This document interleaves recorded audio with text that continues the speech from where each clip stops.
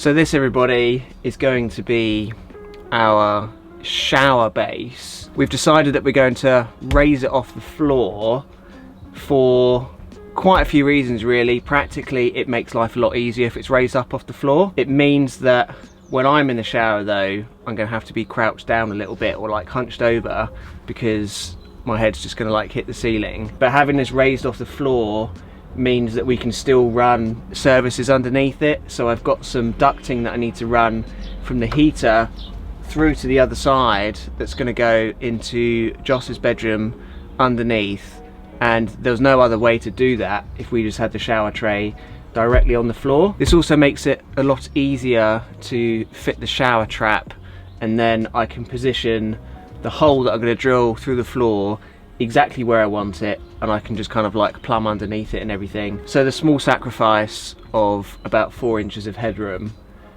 I think it's just going to make life so much easier. We're just going to put some 18mm ply, I think, over the top of this, and then just glue a standard shower tray on it. A lot of the caravan, motorhome shower trays that I've seen, they're just kind of like a bit flimsy, a bit plasticky, and I want to have a proper shower tray in here. That does mean that the smallest size I could get was 700mm wide. They don't seem to make them smaller than that, which I think will be fine. It just means that the gap that Joss has got to get into his bed is going to be a bit small, but I might play around with that. But it's going to be a 900 by 700, and that should be big enough for a toilet and a shower head. And I suppose I could always sit on a toilet and shower, couldn't I? So yeah, we're going to go for a 900 by 700, and then going to have walls all the way up, and then next to that we're going to have the cupboard for the sink. And yeah, it's actually been over a week since I did the last video in the van and did the windows. We've had quite a busy week, and I've also spent a couple of days in here just kind of tying up some loose ends and just finishing some jobs. So I've put loads of insulation across the ceiling, and I finished off all the other bits around the outside. I also finished building the overhead cabinet that's going above the cab.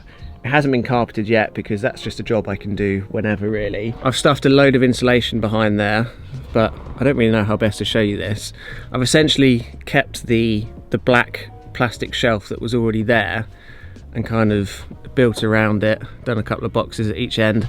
I think we're gonna screw a curtain rail from here across to there so we can cover this off overnight, because we're not gonna have anything to go over the windscreen or the front windows, so we're going to have like a blackout curtain. I also did a little bit more wiring as well, so I got our shunt wired in, which is the thing that basically tells us what's going on with the battery, and I also made a start wiring our 12-volt system. All I've really done is just run cables to a couple of lights at the back, because that's all I can really do at the moment. Oh, I also ran the cables all the way through here, and I put a plug on the wall down there, and there's a couple of spare cables for the 12-volt system and everything coming out of there, because I think we're going to have sockets here on the cabinet, so I've done that as well. Another thing that makes a huge difference with doing this van build is the weather.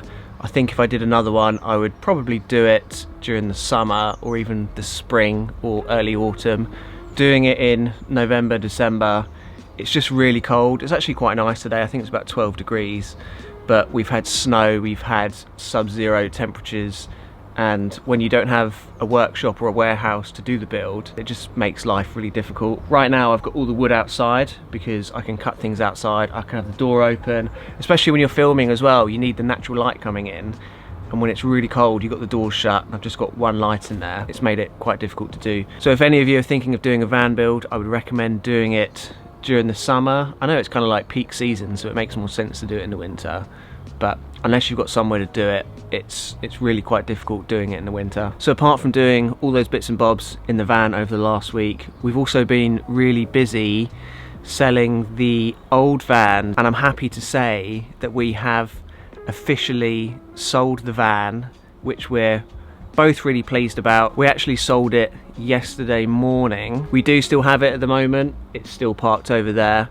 We are going away in it this evening for a final trip, and then it's getting picked up this coming Saturday, which I think is going to be a bit of a sad day, because the van, in some strange way, feels quite symbolic in kind of like our lives. but we'll go through that kind of in the next video. We need to pay for this one, so unfortunately she has to go, and I keep trying to remind myself that it's only a vehicle and the new owners are going to take it around Europe on like a road trip, so I'm really excited for the new van to be going on some more adventures, because we never got a chance to go abroad, but hopefully we will do in this one. I know this is quite a short video, but as I was saying, we've had a really busy week this week, doing loads of bits and pieces, haven't really had a chance to film anything. I do really hope you enjoyed this video though, and make sure you come back for the next one, our final trip in the van. We're going to just talk about the impact that the van has had on our lives, and I don't know, just kind of the whole experience of owning a camper van, and just kind of like reflecting on all the trips that we've done in it.